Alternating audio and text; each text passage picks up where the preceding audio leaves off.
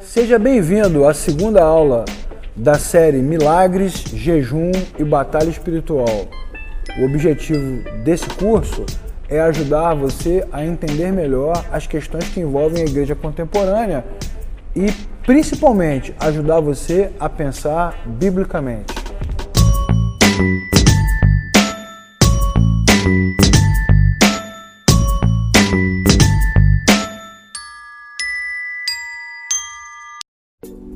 Você já percebeu que todas as vezes que as pessoas querem um milagre ou conquistar alguma coisa, como um emprego, por exemplo, ou resolver um problema, pagar uma dívida, elas pensam logo em jejum?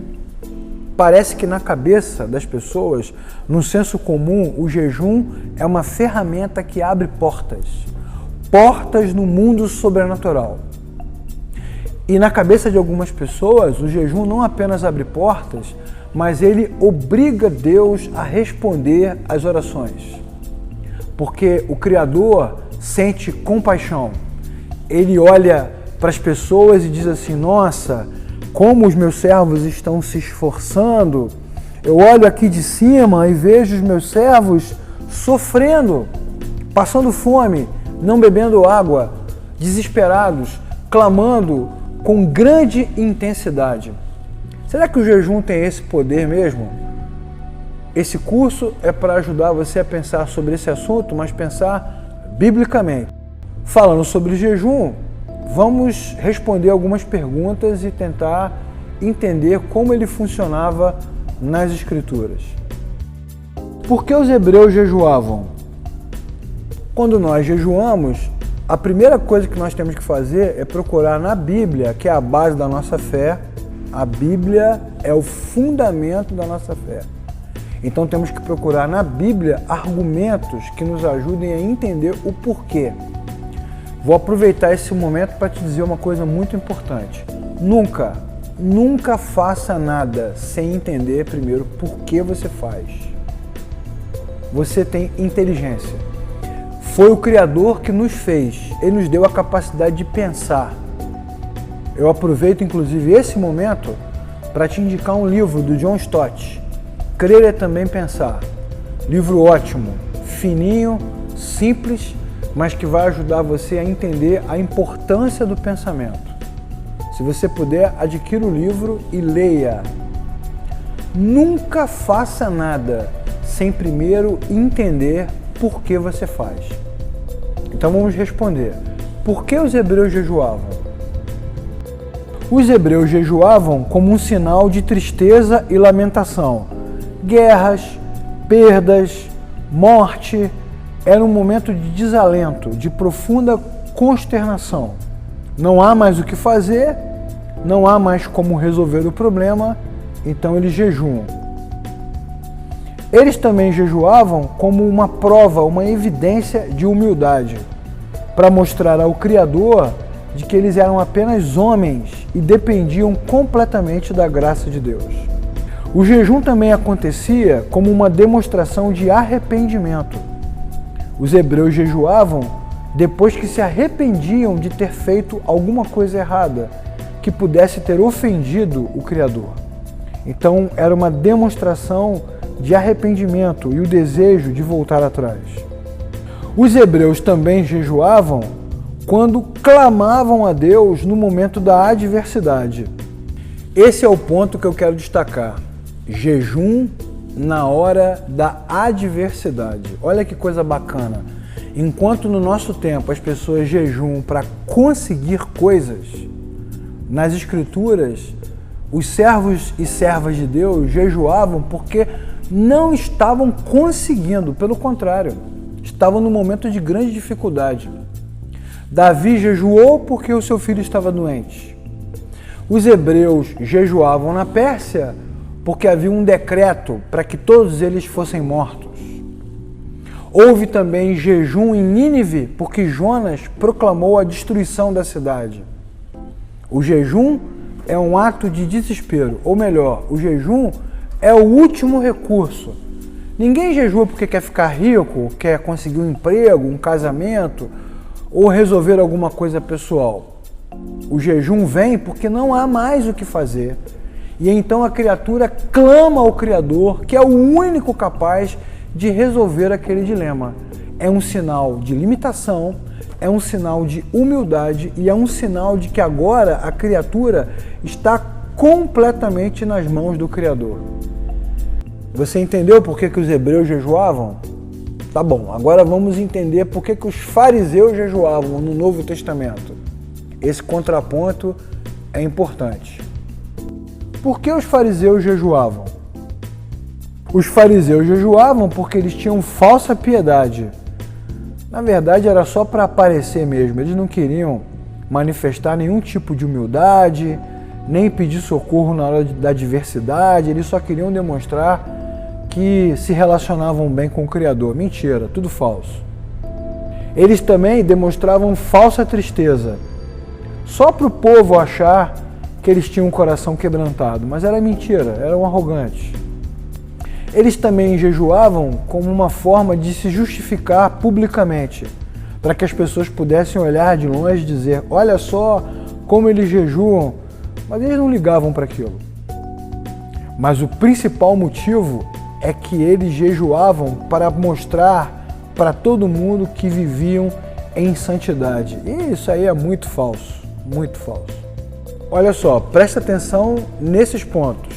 Falsa piedade, tristeza, justificação pública, demonstração de santidade. O que eles queriam? Eles queriam aparecer, né? Queriam ser aprovados pelas pessoas. Há uma diferença muito grande entre o jejum bíblico, o jejum feito por servos e servas de Deus em situação de dificuldade, e o jejum religioso dos fariseus. O jejum verdadeiro, o jejum bíblico, o jejum feito pelo coração quebrantado, busca o socorro, o favor, a graça de Deus. O jejum da religião busca a aprovação humana. E, sobretudo, preste atenção, hein? Preste atenção. O jejum religioso busca autoaprovação. Porque aí eu posso dizer para o Criador assim, mas eu jejuei. Caramba, eu jejuei 30 dias. Eu jejuei 60 dias. Eu jejuei 90 dias. Não dá, a pessoa já morreu em 90 dias, né? Mas ela quer dizer para o Criador que ela merece alguma coisa. Ela merece a resposta. Ela merece o milagre. Ela merece o emprego. Ela merece a cura. Ah, mas a Bíblia vai nos ensinar que o homem não merece nada de Deus, nada. Tudo que Deus nos dá vem da sua graça, é um favor imerecido. Agora eu quero citar C.S. Lewis, autor do nosso tempo, extremamente conectado com a realidade bíblica. Ele vai dizer o seguinte, que o Novo Testamento tem muito a declarar sobre renúncia, mas não da renúncia como um fim em si mesmo. Ele diz-nos que devemos negar a nós mesmos e tomar a nossa cruz para poder seguir a Cristo. Você entendeu o que o C.S. Lewis afirmou agora? Ele está dizendo que o nosso objetivo não é o jejum. O nosso objetivo é viver para Cristo, viver para Deus. Jejuamos porque confiamos nele e não como uma ferramenta para que ele atenda às nossas necessidades. O jejum não é uma arma que nós usamos para abrir portas sobrenaturais. O jejum é o momento em que o servo e serva, o discípulo, a discípula, aquela que ama o Senhor, tem o coração quebrantado e não consegue enxergar outra alternativa a não ser depender completamente da graça de Deus. O jejum aponta para a cruz, aponta para o coração humilde. O jejum não tem poder.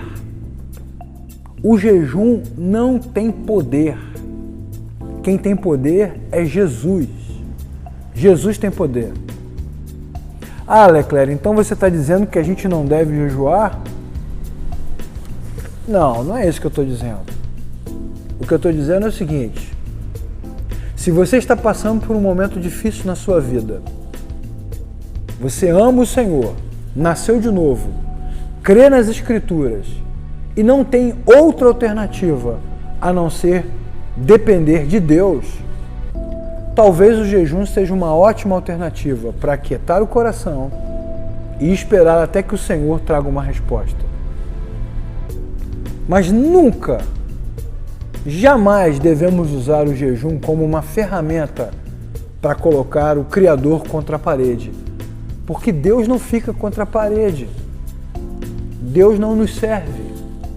Somos nós que servimos o Senhor. E o fato de que nós servimos o Senhor e o amamos, isso deve preencher o nosso coração. O C.S. Lewis, inclusive, faz outra afirmação importantíssima que eu quero citar agora para você. Na realidade, se considerarmos as promessas pouco modestas de galardão e a espantosa natureza das recompensas prometidas nos evangelhos, diríamos que nosso Senhor considera nossos desejos não demasiadamente grandes, mas demasiadamente pequenos. Eu quero que você medite profundamente junto comigo na frase que o C.S. Lewis acabou de compartilhar conosco. Ele está dizendo que muitas vezes o que nós pedimos para Deus é muito pequeno diante das promessas que Ele nos faz, que vão para além desta vida. O cristianismo é transcendente, aponta para a eternidade. Isso vai me lembrar um outro texto bíblico, quando o apóstolo Paulo afirma que se esperamos Cristo apenas nesta vida, somos os mais miseráveis de todos os homens. Portanto, o jejum não é para nós uma ferramenta para alcançar milagres, nem uma arma para vencer barreiras. O jejum é a demonstração humilde de que nós amamos o Senhor e dependemos dele completamente. É por isso e apenas por isso que nós jejuamos. Para concluir a nossa aula sobre jejum, eu quero falar sobre 4 conceitos importantes que vão nos ajudar a viver a vida com mais leveza e só aplicar o jejum quando ele realmente for necessário. Então preste atenção comigo. Em primeiro lugar, a presença de Cristo nos traz grande alegria. Os servos de Deus sabem que Cristo os ama e está sempre com eles. Então eles não têm medo de viver. Eles só recorrem ao jejum se houver realmente necessidade. Em segundo lugar, quem conhece o Senhor deve perseguir a alegria. Perseguir a alegria significa amar a palavra, servir a Jesus, andar em comunidade, ter sempre o coração grato. O jejum é uma ferramenta que usamos na hora da tristeza, mas nós não estamos atrás de tristeza, estamos atrás da alegria. Em terceiro lugar, devemos nos lembrar sempre que Deus se entristece ao ver que não nos alegramos nele. Essa é uma pergunta que nós precisamos fazer para o próprio coração. A presença do Senhor não nos traz alegria? Não nos satisfaz? Finalmente, é importante lembrar que Cristo oferece a si mesmo como alegria plena e eterna. Eu quero encerrar essa aula reafirmando: cristãos jejuam? Quem ama Jesus deve fazer jejum? Deve, claro. Se você estiver passando por um momento de dificuldade, onde você tomou todas as decisões possíveis, procurou todos os especialistas, bateu em todas as portas, não houve solução e agora você depende única e exclusivamente de Deus, o jejum é uma boa ferramenta. O jejum é uma boa ferramenta para quê? Para aquietar o coração, para no momento de silêncio meditar nas Escrituras, para ter tranquilidade ao orar e para, principalmente, trazer a consciência, a mente humana, de que nós somos limitados e Deus não é.